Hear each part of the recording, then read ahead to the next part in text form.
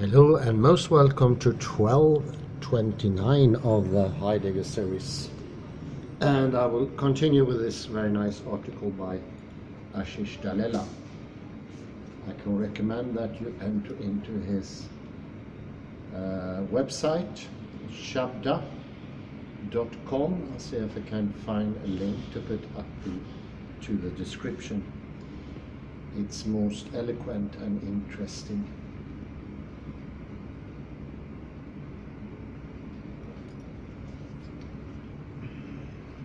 I will continue where I took off in 1228. See what it brings us.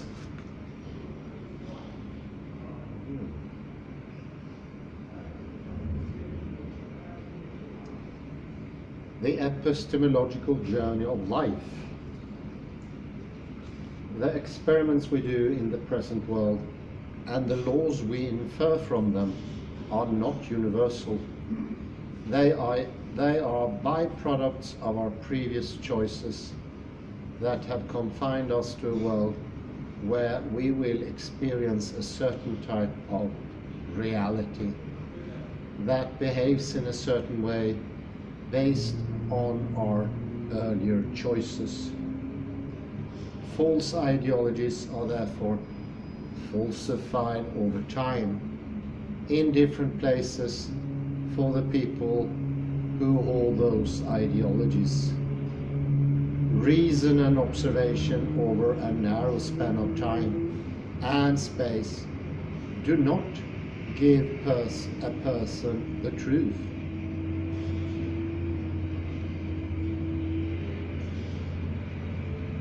Rather, each person has to expand the times and places to get to the truth, because enough times and places are required to falsify a false idea by subjecting them to the world precisely of their thinking.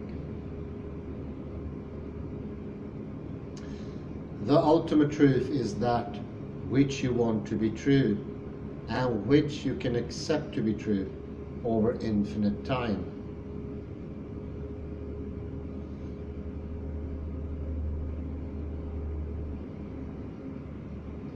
A falsity is that which you will not want to be true over infinite time, but you might advocate in it temporarily because you haven't yet faced the world that works according to your claims.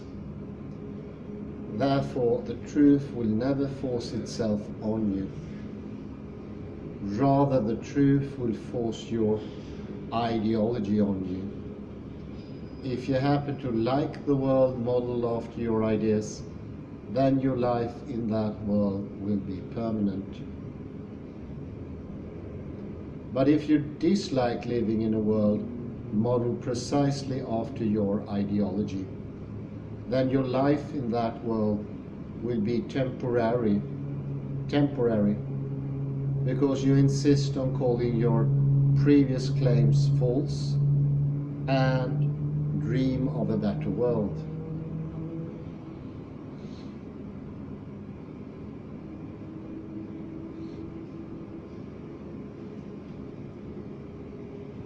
I say these things because people ask me, why do you believe in X? The simple answer is, I like it. And I know that is the only thing that you will like after you have faced the world modeled after your ideas. For example, some people enjoy power and prosperity by exploiting others. They advocate hyper-individualism until they are exploited in the same way. Reason and observation do not always lead to the truth, because the exploiters and the exploited people don't have the same observation.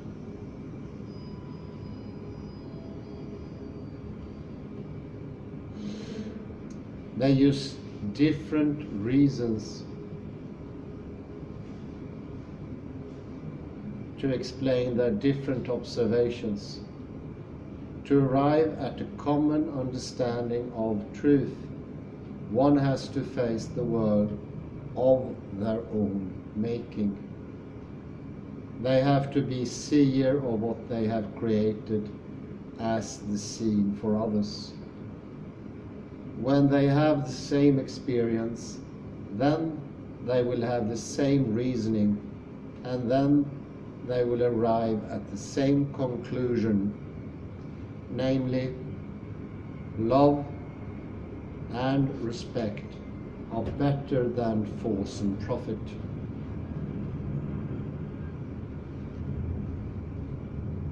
The law of nature is identical to the epistemological journey of life by which you accept the truth. It is ultimately your choice. But the law of nature will make you realize the best choice by subjecting you to a reality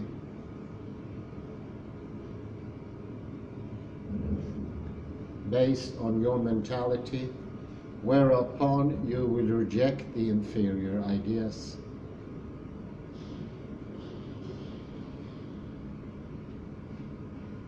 Observation and reason are neither necessary nor sufficient if we look at the subset of space and time events. They are necessary and sufficient if we look at all places, times, and events.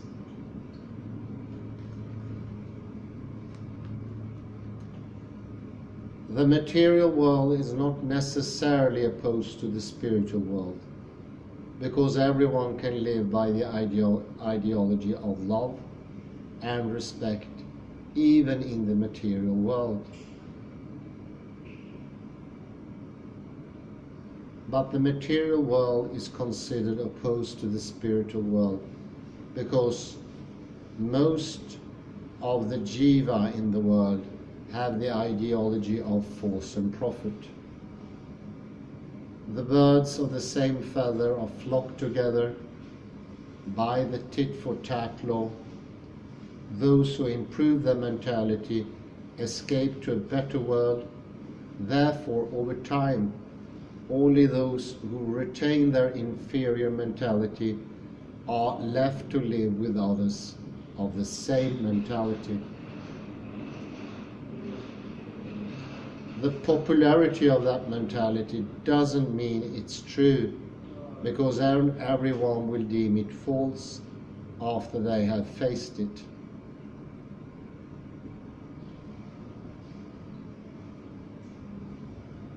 The truth is only that which you will not deem false after you have faced its consequences.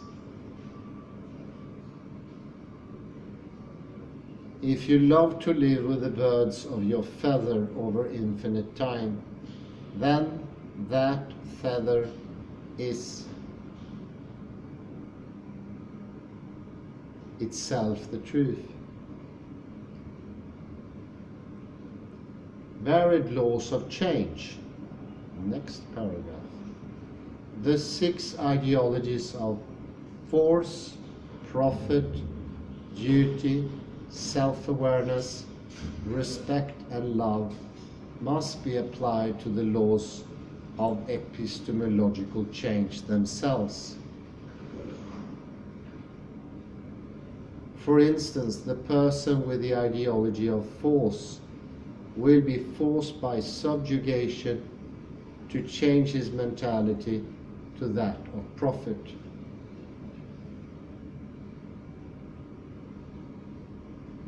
The person under the ideology of profit will be motivated by profit to change his mentality to that of duty.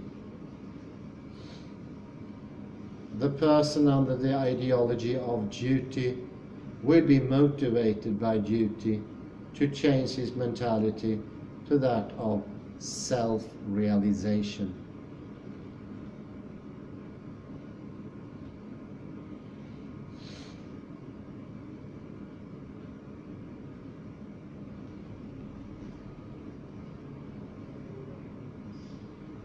The person under the ideology of self-realization will see greater self-realization in the mentality of respecting others.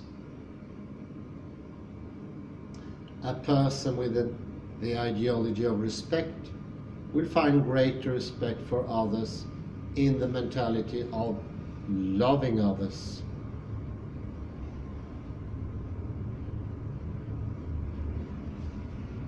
Thus, a mentality is an upward and downward ladder to a better or worse mentality. If one likes a mentality, one rises upward. If they dislike a mentality, they will fall downward. The mentality is cognition, the like or dislike is emotion, and the upward or downward change is a relation.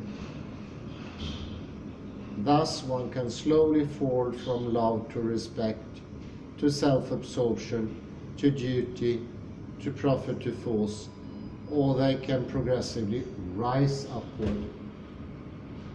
We can also leapfrog some mentalities. All these upwards and downward trajectories are simply potential paths. The best path is that which leapfrogs a person from the lowest to the highest, but it is not the only path, nor is it the best path necessarily contradictory to other upward paths. Change is not necessarily forced. Change can also be motivated by the desire for profit, duty, self-realization, respect and love.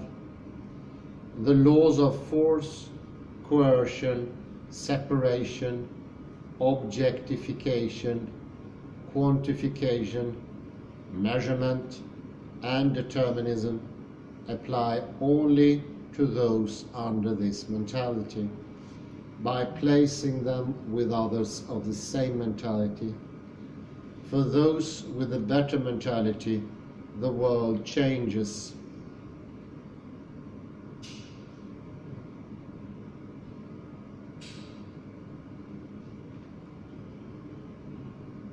A person can be motivated to change for profit. Then they can realize that instead of searching for profit, there is greater profit in doing one's duty and not thinking about profit. Then they can realize that the greatest duty is to know oneself. Then they can realize that knowing oneself is incomplete and restricted without knowing and understanding persons with greater self-realization.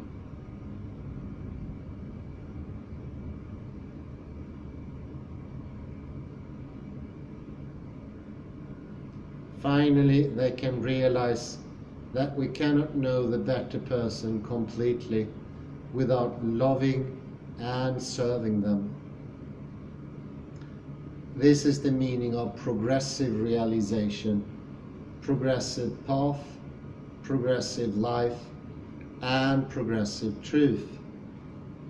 As one progresses, the underlying causality of change, the laws of change, and the nature of the experience reality themselves change.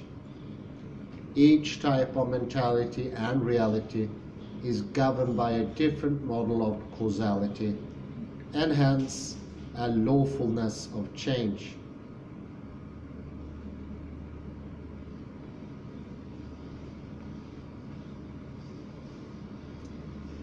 Numbers and experience. This long journey about the 4 tiers of experience, the process of scientific discovery, how it is influenced by our desires and ideologies, and can be classified into 6 categories: how 6 categories are created from one by adding egotism, which hides the best reality to reveal the worst reality. How one can reverse the path from the worst to the best reality, why there are multiple upward and downward paths, and why they involve different types of causation and lawfulness.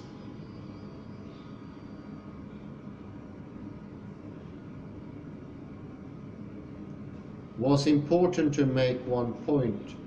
If we base numbers on experience, then we would produce a completely different conception of reality. The ideas of space and world move from one place to another, and laws.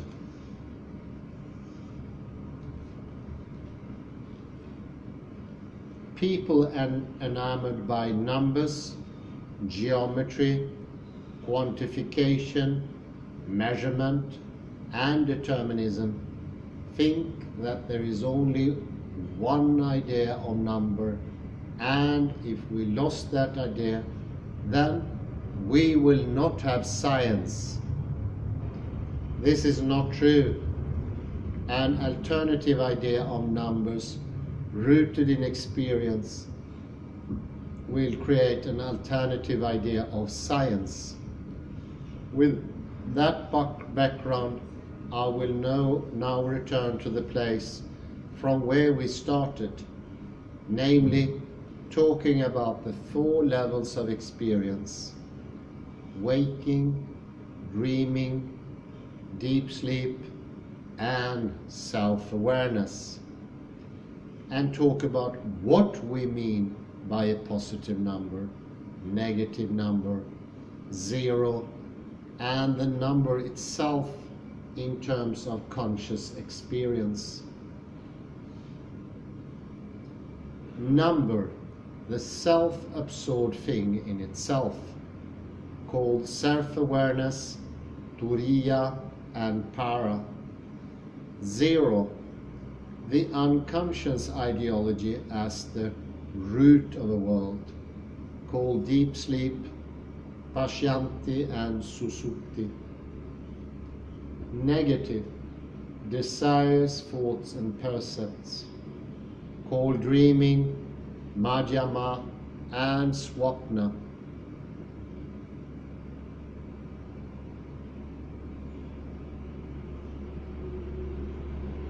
Positive, the external world of things, called waking, vaikari, jagrata.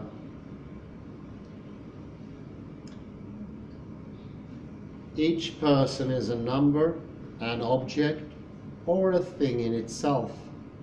However, in their self-absorbed state, they do not know what number they are. To know oneself, namely, to know what number one is, one has to relate, contrast, and compare themselves to other numbers.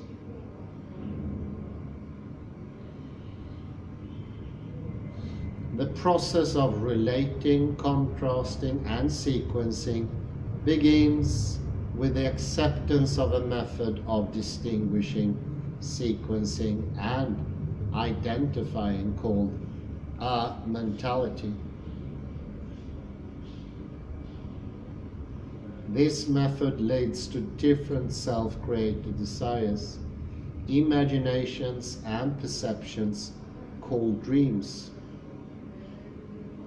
Finally, these self-created dreams are either verified or falsified by the external world.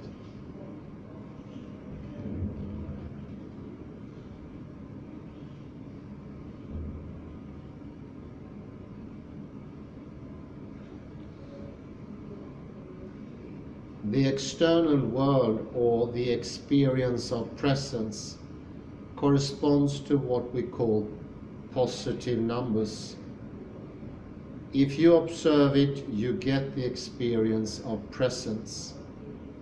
The external world is what confirms or disconfirms the truthfulness, righteousness, and goodness of sensual and mental desires.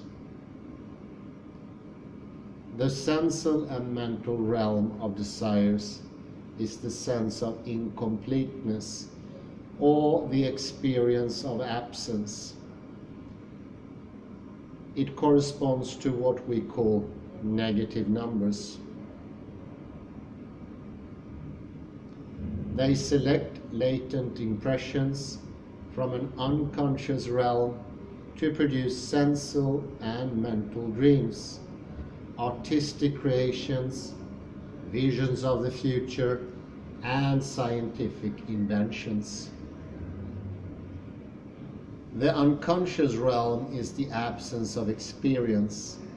It cannot be known, although it is the cause of all dreaming.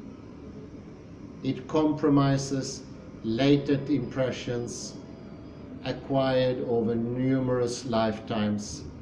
It can be made conscious either by external worldly triggers or triggers of sensual and mental desires. This unconscious realm is called zero.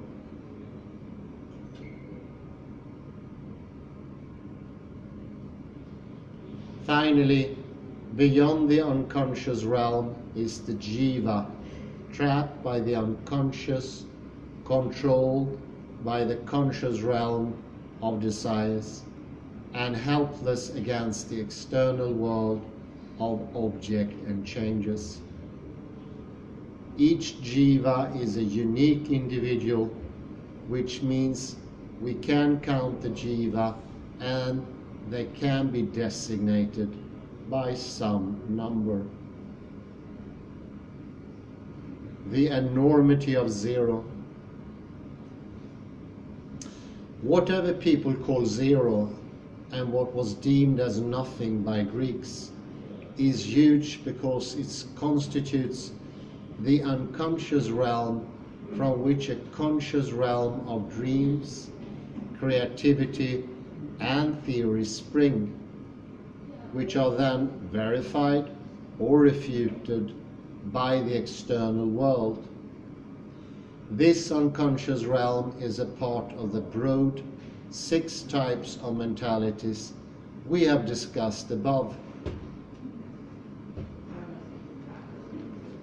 It is in turn divided into 3 components: the chitta, guna, and karma in Samkhya philosophy.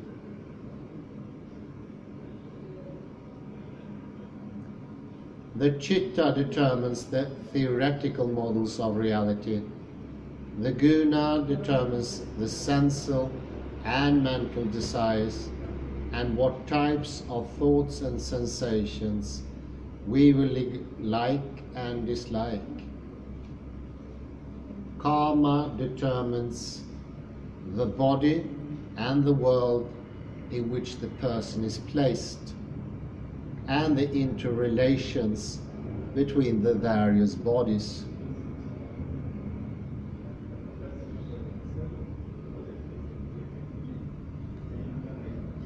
The unconscious is experientially nothing because the chitta, the guna, and karma are separated in the unconscious. An experience is produced when parts of chitta, guna, and karma are mixed by time. Since each of these is enormous, therefore the mixing by time produces enormous amounts of experiential variety.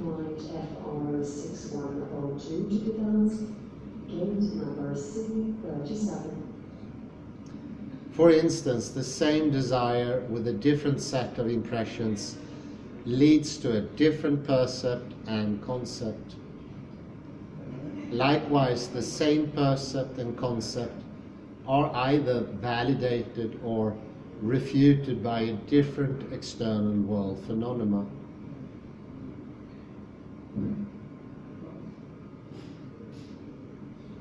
The unconscious citta, guna and karma are never experienced directly, but they are the origin of experiential space, which is why we say it is zero of a personal coordinate reference frame. There is also a cosmic zero, which constitutes the origin of the entire universe, and it also has three components: niyati, which is everyone's karma; prakriti, which is everyone's guna; and mahatattva, which is everyone's citta. These three are also sometimes collectively called pradhana. The universe springs out of pradhana when the Atma is injected in it. Essentially, the Atma is covered by some unconscious realm, which then gives rise to a dreaming experience, which gives birth to the waking experience. The citta, guna and karma are the three components from which experience space is constructed by combination. We can compare them to the three dimensions of space in a loose sense, that a point in coordinate geometry is written as a tuple x, y, z, which combines different points of the dimensions. Similarly, conscious experience is citta, guna, karma tuples. These tuples are part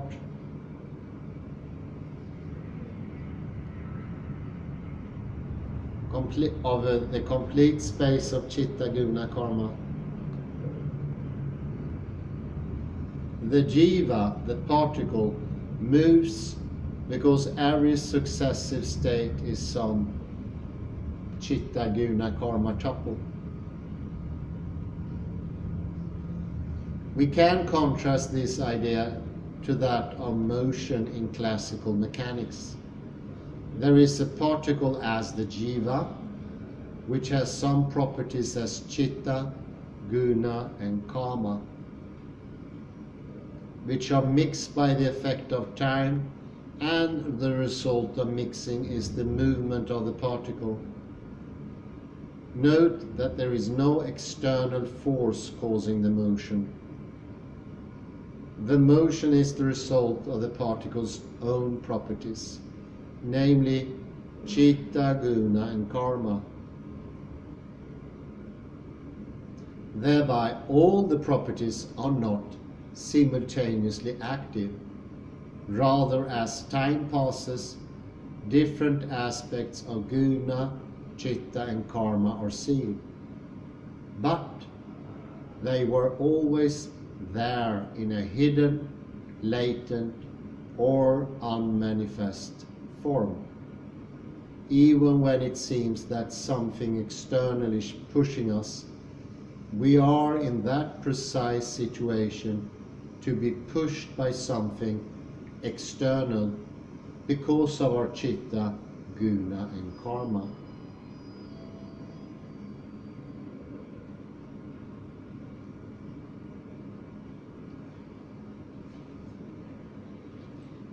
The citta, guna and karma are the causation, and the external world correlates to this cause. If we are ridiculed, then the true cause is citta, guna and karma, and the action of the person who ridicules us is a correlate of our experience. If we say, "He humiliated me," we attribute the cause to someone else, although he's just a correlate, not a cause. Likewise, if we say, "He praised me," we attribute the cause to someone else, although is just a correlate, not the cause. The result of this causal model is that even if one person did not praise or humiliate us, another person would. This is how the science of chitta, guna and karma makes each person individually responsible for their experience.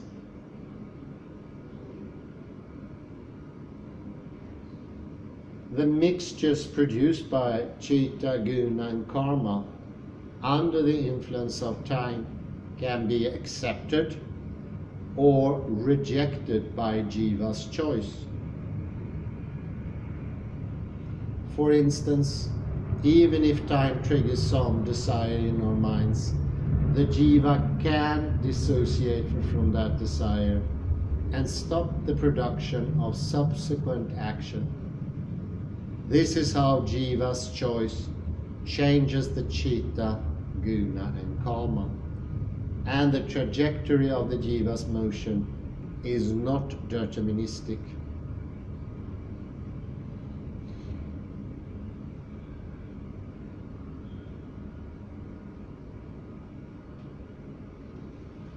Modern science reduces the properties of a particle to position and momentum, and an external force is postulated to change these two properties. Thereby the cause of change, that is the force, is external, and nobody is responsible for their actions and experience, because they are all deterministically pushed by forces. We also need to know all the particles in the universe and their positions and momenta to explain and predict your trajectory. You are not responsible for what happens to you, and you have no choice in changing your path.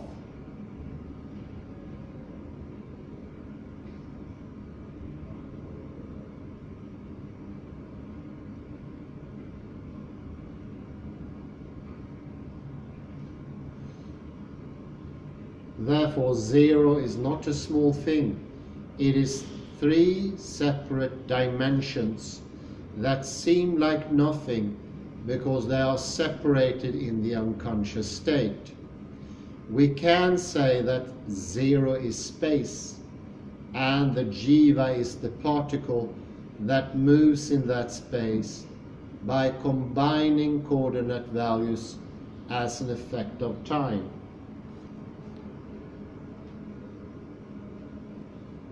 Every experience is within zero. However, those experiences are not simultaneously manifest. In the deep sleep state, nothing is manifest, and in the conscious state, they are manifest one by one.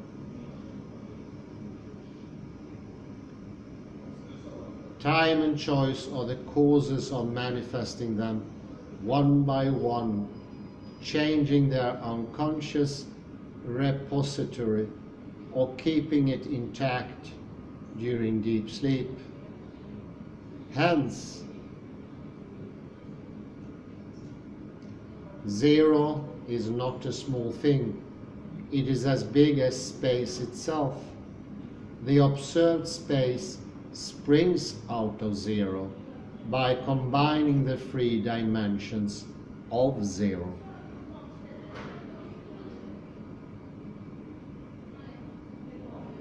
So did Indians invent zero? No, it is part of the timeless Samkhya philosophy in which everything comes out of nothing. Although nothing is enormous for each person and different for each person, it is each person's unconscious that exists even during deep sleep and is hence called nothing. Nothing simply means no thing, which can be expanded into no percept, no concept, no judgment, no desire, no aversion, no pain, no pleasure, and no world. It is the absence of conscious experience, but it is not the absence of the person. Rather, the person is in deep sleep to lose self-awareness. When he wakes up, everything comes out of nothing, as if he had never ceased to exist.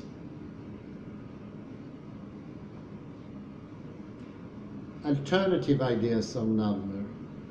The four-tiered system of description of number, zero, negative and positive numbers, constitute Samkhya, which means counting. It is a description of how an individual number, unaware of what its true nature is covered by an unconscious property to transform into zero, from which negative and positive numbers expand like different values of the same number. That is, the same number changes its values, and that change is called the experience of a jiva. These expanded values are not always observable. Rather, at every moment, the expanded experience changes, and that change is called dreaming and waking conscious experience.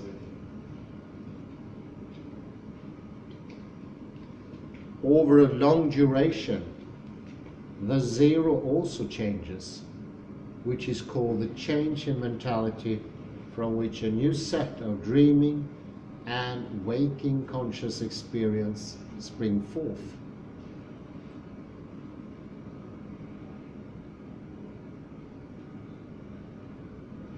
The goal of life is to move the number out of the material realm, that is, pradhana, into a realm beyond it, and put it in a realm where the property of number is just that number.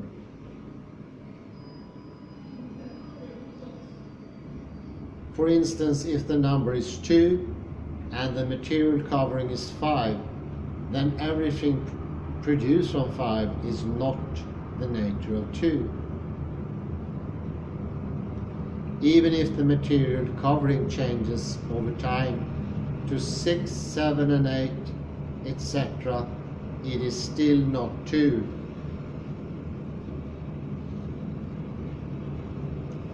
Getting out of the material covering means that 2 is covered by 2, so that there is a number 2 with the property of 2-ness. Now the 2 is the jiva, and the 2-ness is the jiva's body. The jiva is the object and the body is its property. The jiva and the body in this state become non-different. Once they are non-different, then there is no more change in the jiva's body, world and relationships, because they are perfectly reconciled.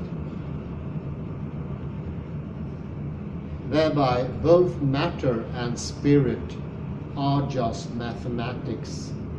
Every moment in life is just a change of number. But it's not the mathematics of physical quantities. It is rather the mathematics in which a soul is a unique object number.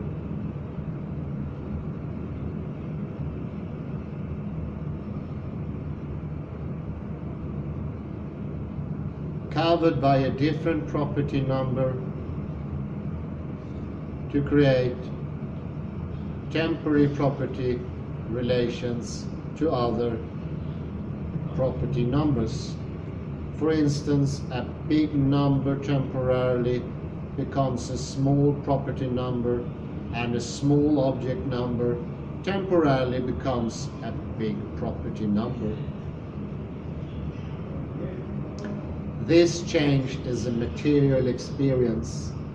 Similarly, a spiritual experience is that a number reveals a fractional aspect in some situation and a different fractional aspect in another situation without changing itself. There is hence a difference between changing the number and revealing or hiding a fraction of the number. Both look like changing numbers and can be called motion, but the underlying mechanism of that motion is different.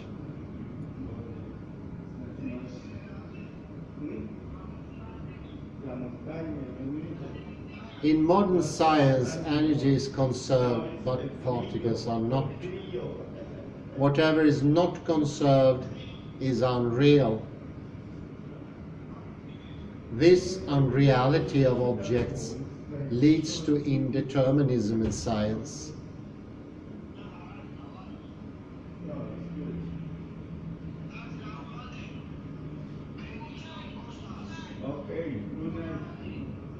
That is, the same energy can be redistributed into a greater or lesser numbers of particles, quite like you can pour a certain amount of water into a greater or lesser number of buckets. These buckets are particles and they are not conserved, but the water is conserved. This fundamental problem was used in Advaita philosophy to speak about Gatakash, water in an earthen pot, and Mahakash, water itself as an ocean.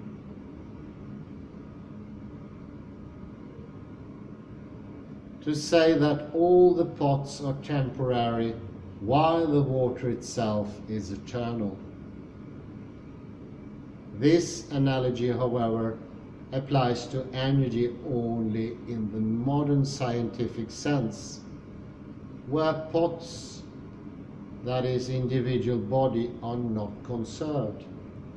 It doesn't mean that the individuality of the body itself is itself the individual of the jiva. Advaita philosophy is the materialism of modern science now, because energy is conserved, but its distribution into particles is not. Since energy can create greater or few particles, hence all particles are unreal. Accordingly, all person individuals are not real entities. They are just temporary illusions which are not conserved, and if all the pots are broken, only water remains.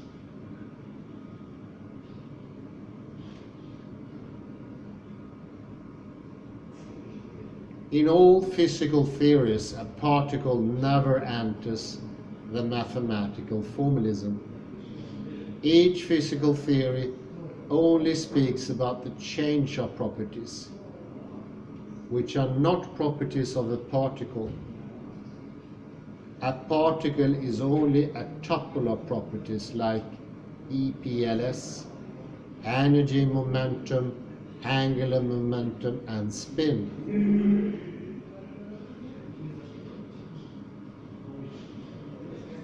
Since this combination is temporary, the particle is not real, because reality is only that which is conserved.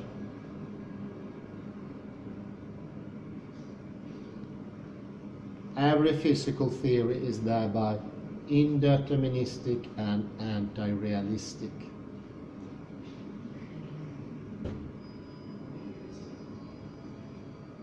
When we speak about motion in Samkhya, the Purusha is the particle and Prakriti is the property. Both are conserved separately and hence both are real. The Purusha can change its Prakriti, which means that the soul can acquire a new body of properties.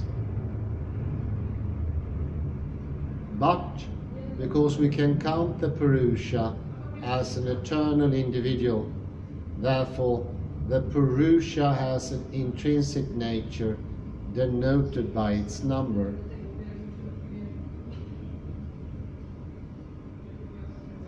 Likewise, even the parts of Prakriti are countable, because each part is an atomic property and all the atoms are eternally real, although they are not always manifest.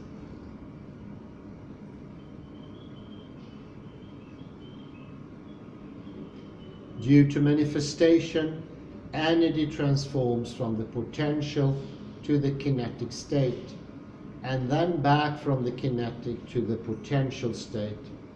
Thus, Sankhya accepts the conservation of properties and particles, but modern science only accepts the conservation of properties. We can say that the unconscious realm is an enormous amount of potential energy, and it becomes kinetic energy over time. This is called unmanifest and manifest. Thus, there are many ways to compare and contrast Sankhya and modern science.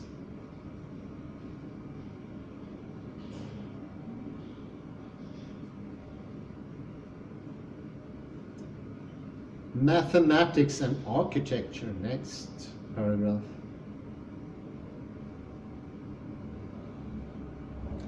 This timeless philosophy of number, zero, positive and negative numbers, rooted in experience, was converted into a system of quantities and geometries by masons wanting to construct temples. In temple architecture, there is an origin of the local space, at which the deity of the Lord is placed, and everything expands outward from this origin. Whether it's up or down, to the front or back, to the left or right, is less important than the center at which the deity is placed. The temple is expanded from the deity, and hence the deity is the origin of the temple, the primary Atma in the space. The temple is his personal space.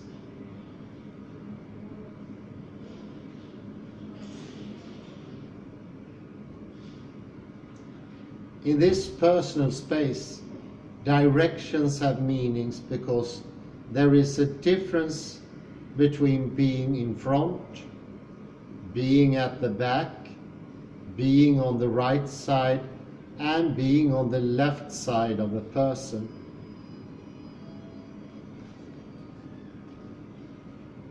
Space is not uniform because all directions in space are not the same.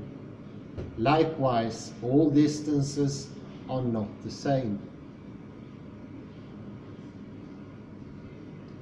Similarly, because each Atma constructs a personal space rooted in the Atma, therefore we can talk about relative spaces.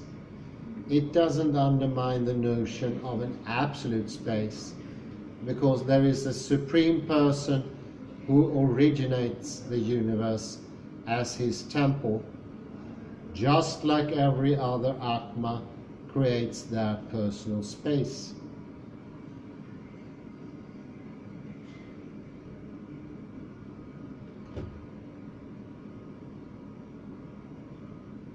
The universe is therefore described as a temple of the Lord, and the temple architecture often depicted the universe by showing the various levels of material reality on the temple dome and walls.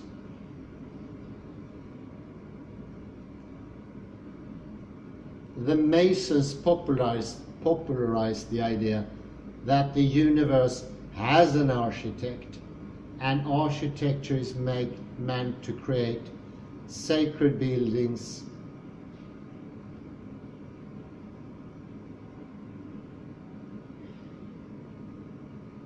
in which the architect lived with his hand his expanded creations.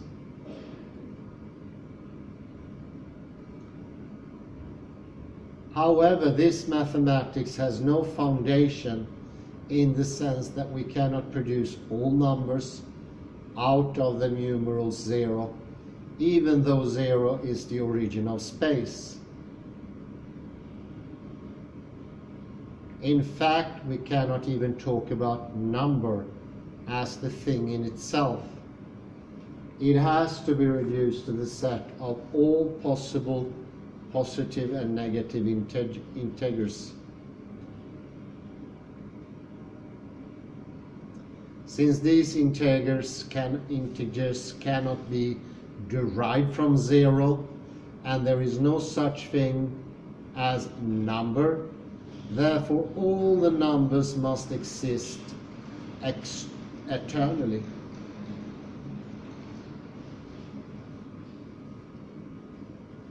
All the talk about the origin of the universe is nonsense, because to do that we should be able to construct infinite numbers out of 0, and the universe must expand and contract by numbers expanding out of 0 and contracting into 0.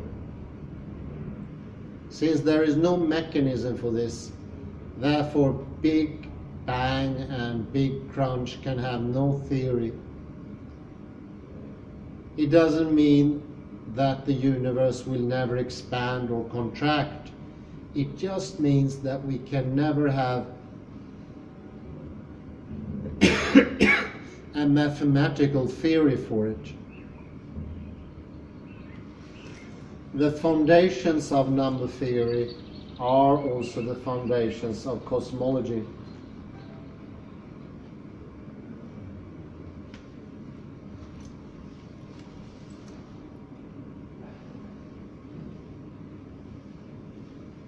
Because by the expansion and contraction of numbers from 0, we can talk about the expansion and contraction of space and the universe.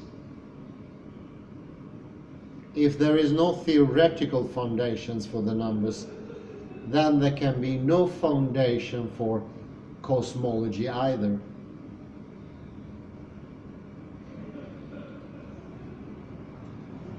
The key point is just a useful tool. The key point is that mathematics is just a useful tool, like a screwdriver or a hammer. You don't call a screwdriver and a hammer a fundamental truth, but you can use it to solve many problems. That doesn't mean it will solve all problems. Mathematics can be applied to a limited set of problems, just like a screwdriver or a hammer are useful only in some cases. Of course, if all you have is a hammer, everything looks like a nail to you. That is exactly what modern science is. If all they have is mathematics, which they got for free from Masons, and they want to use it like a hammer for everything in the world. The change in thinking requires personalism, even to rise from the ideology of force to profit, that is business economics. We have to think in terms of persons. A person has desires and goals, can perceive and conceive, and choose to buy some things and produce some things.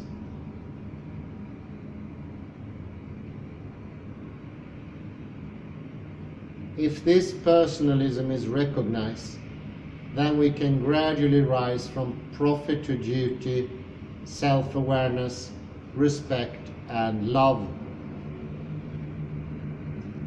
But if personalism is the fundamental reality, then even seemingly inanimate things must be treated as persons. Rivers, oceans, mountains, deserts, plains, forests, trees, animals, societies and nations must all have rights like humans. They can participate in mutually beneficial business transactions only if that transaction benefits both parties. The ideology of domination, coercion, exploitation, and subjugation must be replaced by one mutual profit. It may not be the best ideology, but it is superior to the present ideology of force.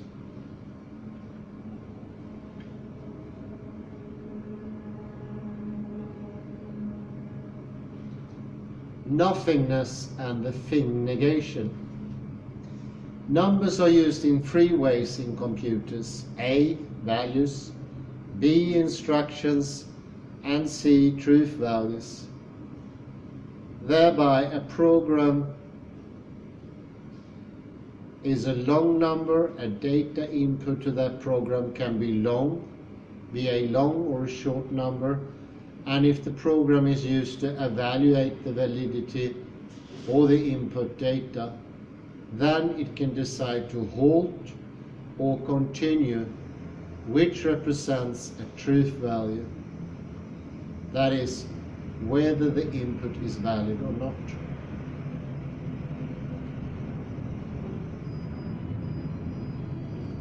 These three meanings of numbers were used by Alan Turing to create the halting problem, according to which we cannot pass a program as an input to another program and expect it to determine whether it will halt or continue indefinitely.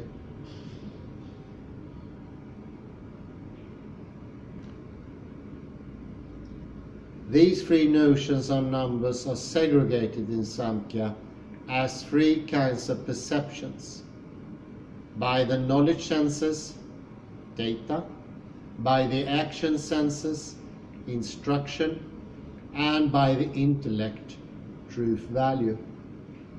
We run into paradoxes if we don't make such distinctions. Since these issues are not of primary interest here, I will focus my attention on the truth value of 0.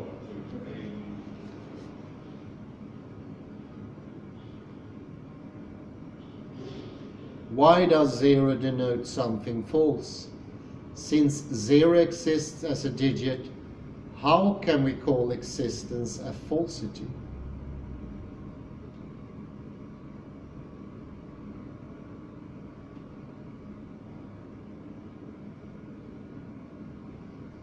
This problem is mischaracterized in Advaita by calling Brahman truth and its negation by Maya, the world, as falsity.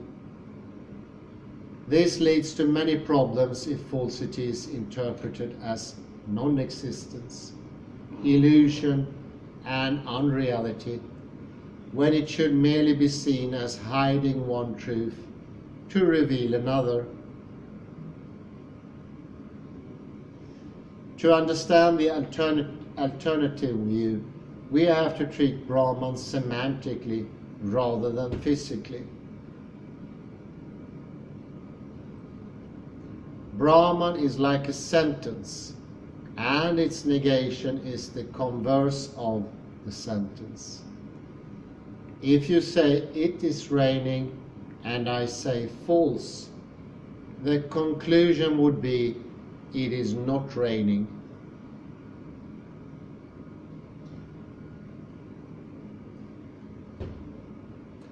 That is not necessarily an illusion, unreality, or non-existence. A sentence exists, it has a meaning which can be true. We can negate the sentence, we negate the meaning rather than existence. Hence the world exists as a negated sentence, as negated sentences. They are negations of truth is loving, truth is respectful, truth is self-evident, etc. Their negation, as we have discussed, reveals an alternative reality of duty, profit, and force. These are not the highest, and yet they exist. Hence, the material world exists as an inferior reality.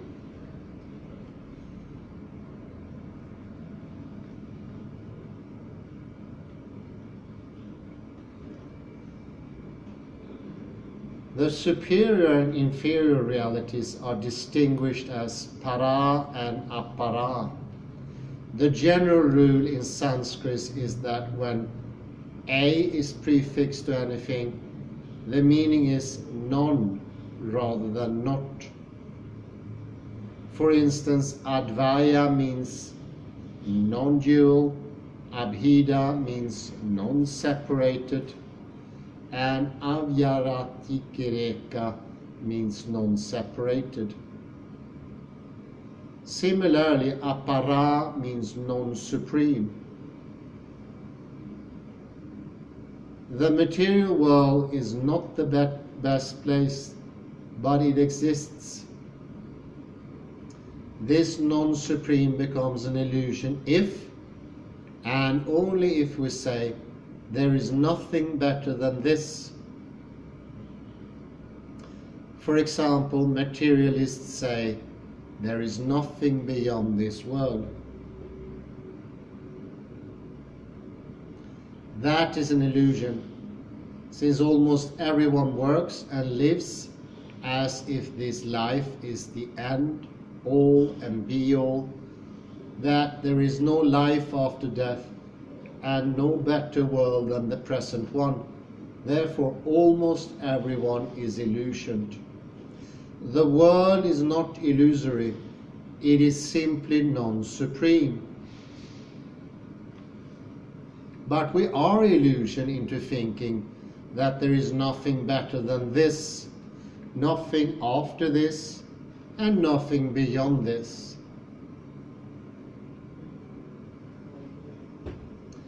This illusion is created by using binary logic on existence. If this world exists, then its opposite must not. This is the result of conflating meaning with existence.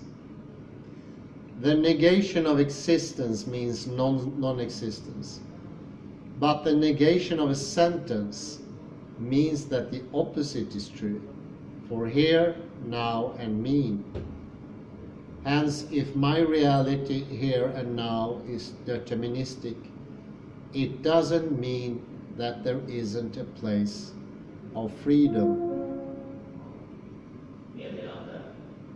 På grund av stödrisken samt för er och andras säkerhet, vänligen lämna aldrig ert bagage utan åsikt. Obevakat bagage kommer att omhändertas. Advaita falsely characterizes this world as mere existence rather than both existence and meaning. Then it characterizes this existence as a falsity, which means non-existence, unreal or illusory, rather than false meanings. Then it concludes that Brahman is simply existence without meaning. This problem can never be resolved without semanticism, unless the original reality is like a sentence. Its negations cannot be like sentences. If the negation is physical, then the original thing must be physical. Then the negation of the physical thing must simply not exist, making this world a non-existent illusion.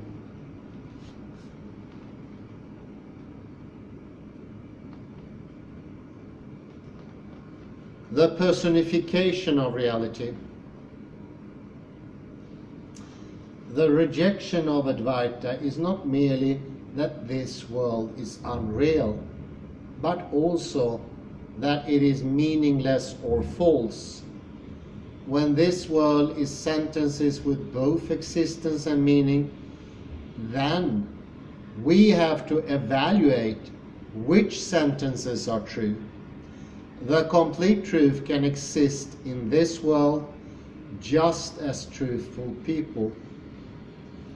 The complete truth would be spoken by the most truthful. Who is truthful and what truth is requires philosophy and science, a path toward perfection and confirmation by practice. Books, deities, foods, mantras, activities are not necessarily false, immoral, or unhappy. They are most truthful, righteous, and happy if they teach love, and progressively less truthful, righteous, and happy as we descend lower. The ideology of false is the least truthful, righteous, and happy.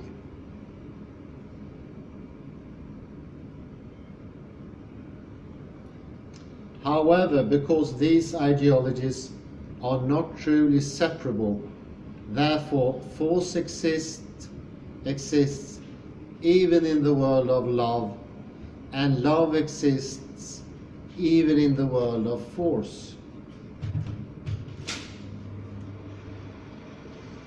The difference is that force is least prominent in the world of love, and love is least prominent in the world of force. Thereby, even in this world, we can find truthfulness, righteousness, and happiness if we seek perfection here.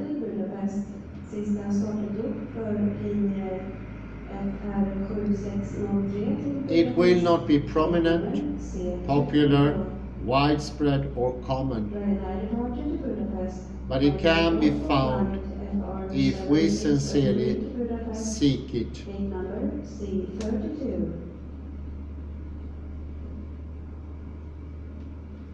That perfect truth exists in this world in the form of the Vedas.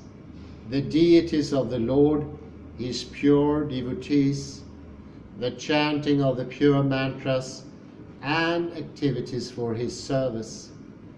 These are rare, uncommon, unpopular, and marginalized. Ignorance, immorality, and unhappiness are common, popular, prevalent, and prominent. However, since perfect truth can be found, therefore perfection exists even within imperfection. It has to be sought, studied, and served. The deity in the temple is such a transcendent reality. The deity is the seer, seen, and seeing. inasmuch as a table and chair are seer, seen, and seeing.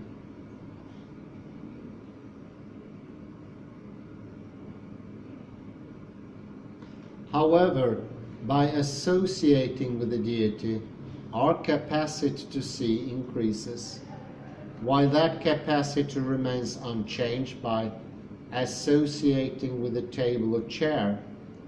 Hence, seeing the deity and studying a truthful book are both darshan, the visions of the truth. Those who are inclined toward analyzing finer points are therefore recommended the book darshan.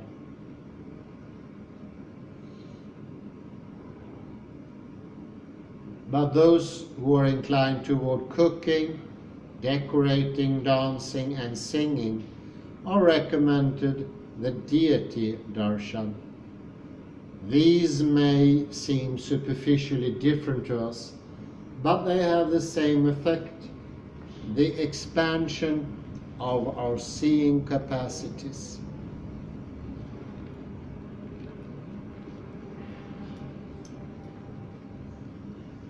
Two causes that produce the same effect are therefore called non-different, not identical in the cause, but non-different in effect.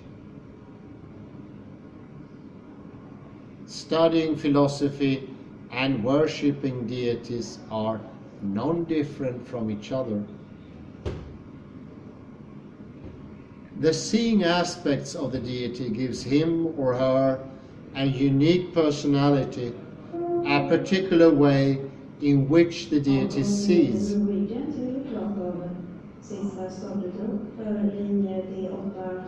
The deity is Brahman, but because Brahman is seeing in a different way than other deities, hence the way of seeing is called guna, and the deity is called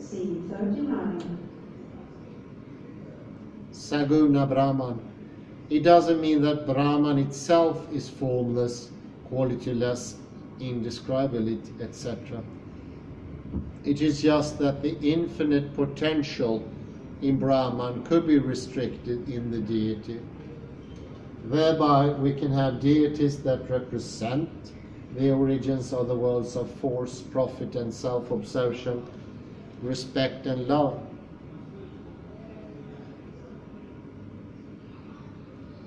It is true that when the deity of love is presented,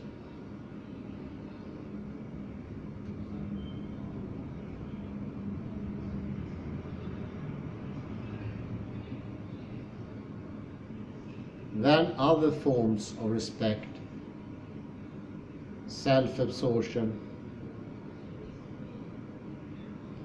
duty, profit and force are hidden.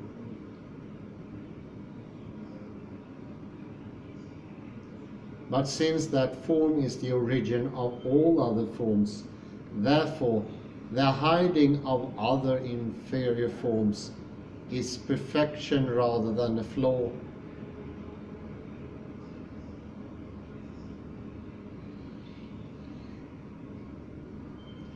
The process of seeing is Maya, therefore even the form of love is covered by Maya, or that which is not, which simply means that the forms of respect, self-absorption, duty, profit and force are hidden and distinguished from the form of love.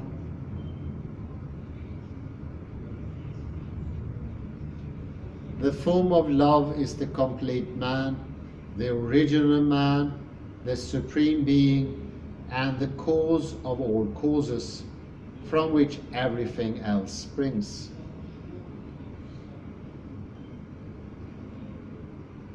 However, because this form is visible after hiding the other forms, therefore, he is not the other forms, and yet he contains all the forms. That hiding of other forms is Maya. It denotes what he is not. And yet, That not is not separation or dissociation from the other forms. It is hiding the other forms within himself, just like a salesman hides his selfish motives and talks about the customer's benefits during a sales speech. Similarly, the complete form hides all the inferior aspects of his personality.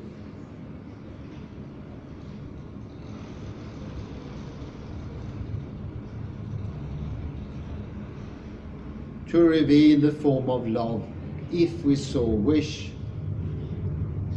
The science of the Vedas. Those who don't know Vedic philosophy mischaracterize it as politism or impersonalism. Those who remain dissatisfied with a religion of force and profit reject religion as the source of many evils and advance materialism, which is also the ideology of force and profit, only without a soul and God.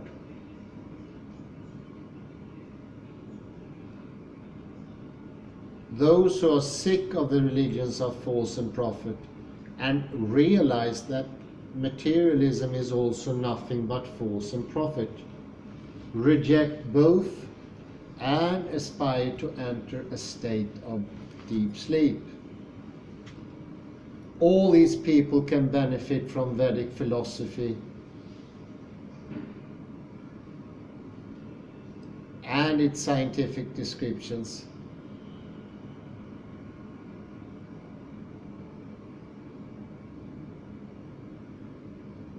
Of many worlds and how to go from one to the other. The scientific description is also number, geometry, space, time, causality and law, but it is not the modern science in which everything is merely seen.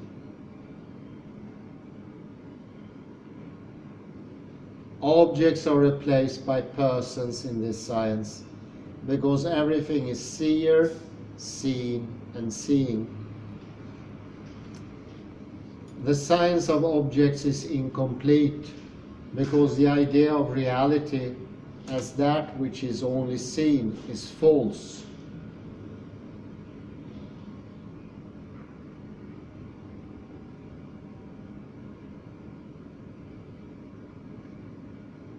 The science is complete if everything is seer, seen and seeing. Thus, truth,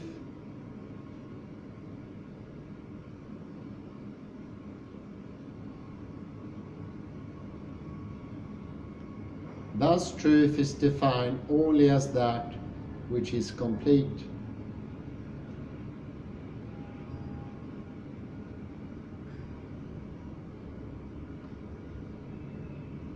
This science can begin with a re-evaluation of what nothing is, defining it as deep sleep, and then expanding it into conscious experience.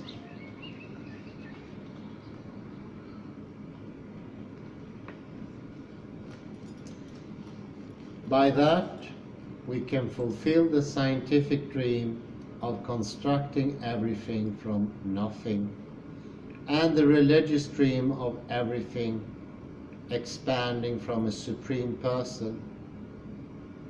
When both goals can be achieved simultaneously, there is no need for science-religion conflict.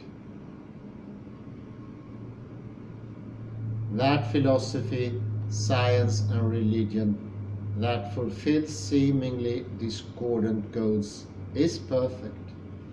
It does not reject anything, it accommodates everything, and yet it is precise.